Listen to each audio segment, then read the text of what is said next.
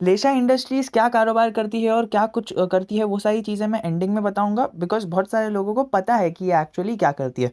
बहुत सारे लोगों को जानना है कि भाई हम करें क्या? तो अगर आप ऐसे इन्वेस्टर हो जो बस इसे अगर आप इन्वेस्टर हो सबसे पहले तो, और लॉन्ग टर्म इन्वेस्ट करने का सोच रहे हो, तो भाई फ़िलहाल अभी तो इसके अंदर लॉन्ग टर्म प्लानिंग मत करो। अगर आप यहाँ पर पीई रेशियो देखो तो ये साफ-साफ चिल्ला-चिल्ला के चीख-चीख के कह रही है कंपनी 400 के पीई पर बैठी है, भाई मेरे अंदर इन्वेस्ट मत करो।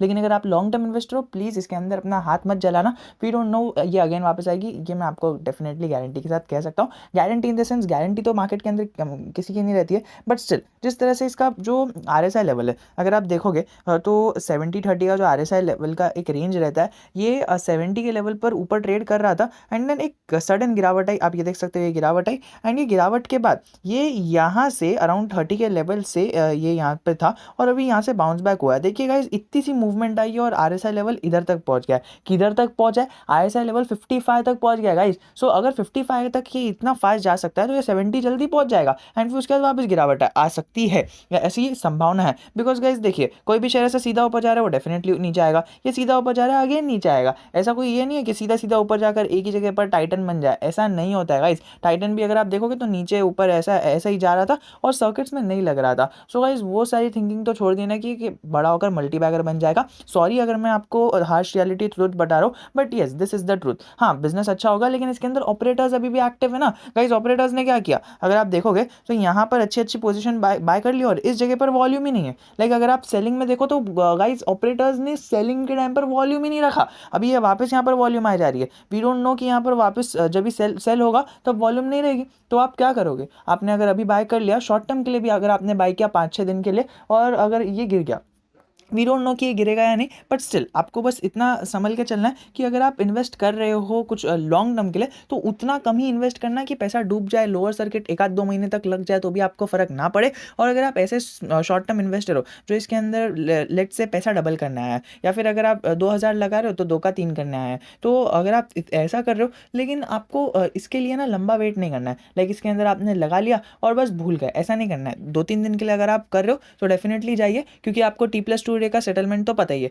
सो 2 दिन के बाद आप इसको बेच कर निकल सकते हो, डिलीवरी के अंदर ले लीजिए, और फिर बाद में सेल कर निकल जाइए। थोड़ा जो भी 10-15% का प्रॉफिट है वो लेकर मार्केट से आउट हो जाइए, कुछ और देखिए। बिकॉज ऑपरेटर ड्रिवन स्टॉक है, हर जगह पर इसकी एडवर्टीजमेंट हो रही है, कभी भी डंप हो जाएगा जब अच्छे खासे इनके पास ये बायर्स आ जाएंगे जो रिटेल और नोवाइस इन्वेस्टर्स है। तो गाइस सबको पता चल गया कि क्या करना है। लेकिन गाइस कुछ लोग ऐसे हैं जिसने इसको टॉप लेवल पर बाय किया, ऐसे लेवल्स पर बाय किया जब इसके अंदर लोअर सर्किट लग रहा था। कई सारे लोगों के कहने पर बाय किया, या फिर कुछ और रीजंस की वजह से बाय किया, और जब ये ऊपर जा रहा था तब बाय किया, या फिर एकदम टॉप लेवल पर ही एम ऑर्डर की वजह से बाय हो चुका है। तो अब हम क्या करें गाइस? मेरा आपसे यही एक चीज़ रहेगी, आप RSI लेवल पर नोट कीजिए। जैसे ये 70-65 के पास पास आता है ना, 60 के ऊपर जाता है, 70 तक आने से पहले ही इसको बेच दीजिए।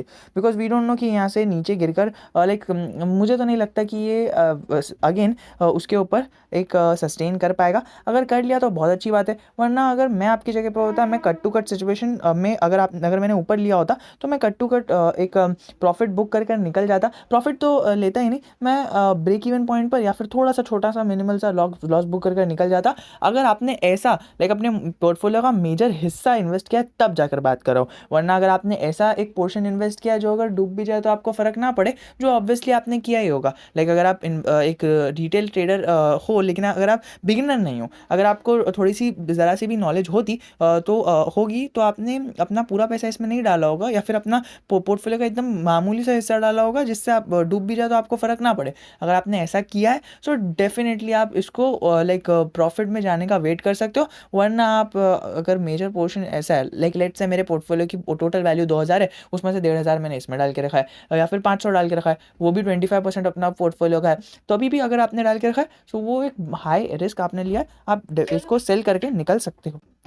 बिजनेस मॉडल स्टील प्रोडक्ट्स का है, और अगर आप रिसेंटली देखिए तो ये शेयर्स एंड सिक्योरिटी के अंदर भी डील करती है, like shares and security plus steel. अब स्टील का ऐसा सीन है ना कि गाइस स्टील का जो रॉ मटेरियल है वो आयरन ओर है, और आयरन ओर का ऊपर गवर्नमेंट ने टैक्सेस बढ़ा दिए हैं, और गाइस इसका जो मेजर रेवेन्यू है ये एक्सपोर्ट से नहीं आता है। सो गाइस अगर एक्सपोर्ट की अगर ये गाइस कंपनी एक्सपोर्ट करती, सो एक्सपोर्ट के अंदर इनका टैक्स कम हो चुका है। सो गाइस एक्सपोर्ट से तो कुछ इनका वो बेनिफिट है ही नहीं, जो कंपनीज एक्सपोर्ट करती है उनके लिए बेनिफिट प्रॉफिट है। इसके आयरन ओर से इनका सीधा सीधा कारोबार है। तो डेफिनेटली स्टील की प्राइस बढ़ने की वजह से, आयरन ओर की प्राइस पे ऊपर टैक्स बढ़ने की वजह से आयरन ओर की रॉ की प्राइस बढ़ जाएगी, फिर स्टील की प्राइस बढ़ जाएगी। सो डेफिनेटली कंपनी को नुकसान होगा। सो वो लॉन्ग टर्म में स्टील के इस पे से तो आप नुकसान देख सकते हो। और शेयर्स एंड सिक्योरिटी वाला कोई भी मुझे एक ऐसा मल्टीबैगर स्टॉक बता दीजिए जो शेयर्स एंड सिक्योरिटी के अंदर डील करता है और मल्टीबैगर है। आपके पास ऐसा कोई आंसर नहीं होगा। सो अगर आप मल्टीबैगर बड़े होने के सपने देख रहे हो, सो गाइस मुझे तो नहीं लगता कि ऐसा कोई शेयर मल्टीबैगर बन सकता है। बन गया तो बहुत अच्छी बात है। इसको लाइक 190 करोड़ का मार्केट कैप है ना, लाइक 19,000 करोड़ पहुंचा दिया गाइस, आपका मल्टीबैगर स्टॉक बन गया। लाइक लोग इन्वेस्ट कर सकते हैं। 10,000 करोड़ इन्वेस्ट करना शेयर के अंदर ये लाइक बड़े ऑपरेटर्स के लिए कोई बड़ी बात होती है, लेकिन इतनी बड़ी बात नहीं है। FISDRs आ गए तो कर सकते हैं, किधर तक भी लेके जा सकते हैं शेयर को। लेकिन गाइस क्या ये एक्चुअली वर्थ इट है, ये आपको जानना है। और जिस तरह की लाइक कोई भी अगर अच्छा शेयर होता है तो उसके अंदर वॉल्यूम्स कंसिस्टेंट होती है। ऐसा नहीं कि वॉल्यूम आई और फिर बाद में अचानक से लाइक जीरो वॉल्यूम हो गई और फिर बाद में अचानक से वॉल्यूम आई, ऐसा नहीं होता है। और अगर आप देखो तो डेट फ्री होना कुछ भी एक मेन बात नहीं होती है। डेट फ्री के लाइक कंपनी डेट फ्री है, बस इतनी चीज़ को कंसिडर कर हम इसके अंदर इन्वेस्टमेंट नहीं करेंगे। बाकी चीज़ अगर आप देखो तो प्रमोटर की होल्डिंग कम हुई है एंड ऑल दैट, वो सारी चीज़ें तो रहेगी ही कांस्टेंट। और इसकी अर्निंग्स भी देख सकते हो तो अर्निंग्स भी कम हुई है एंड बाकी सारी चीज़ें मुझे तो कुछ अच्छी नहीं दिख रही है। बस ऐसा ही है कि प्रमोटर के पास एक अच्छी खासी शेयर होल्डिंग है, लेकिन वो भी ये 3-4 क्वार्टर से गिराए जा रहे हैं। सो उसके ऊपर भी आप नज़र रख के चल सकते हो। वरना अगर इसके अंदर कोई अच्छी पॉजिटिव थिंग दिखती है जिसकी वजह से आप इसको लेकर बुलिश हो, तो आप डेफिनेटली अपने व्यूज़ कमेंट सेक्शन में रख सकते हो। और अगर मेरी बात से कुछ आपको अगर आप उसके प्लेटफॉर्म पर एग्री नहीं करते हो तो आपके पास हर एक राइट है कमेंट सेक्शन में आकर और या फिर टेलीग्राम चैनल पर आकर अपने चीज़ों को और अपनी रिसर्च को पेश करना, जिससे बाकी सारे लोगों को भी लर्निंग्स मिलेगी। जय हिंद, जय भारत। अगर आप अभी तक वीडियो में बने हुए हो, प्लीज़ मुझे बताना कि आपकी बाइंग प्राइस क्या है, और अगर आपकी बाइंग प्राइस नहीं है सो क्या आप बाइंग करने का सोच रहे हो, और अगर सोच रहे हो तो क्या इस वीडियो ने आपको हेल्प करी आपके डिसीजन को चेंज करने में, या फिर कुछ और। Keep learning, keep investing, keep trading. अभी तक वीडियो में अगर आप बने हुए हो तो definitely please Telegram channel join कर लेना। I would love you to be seen there.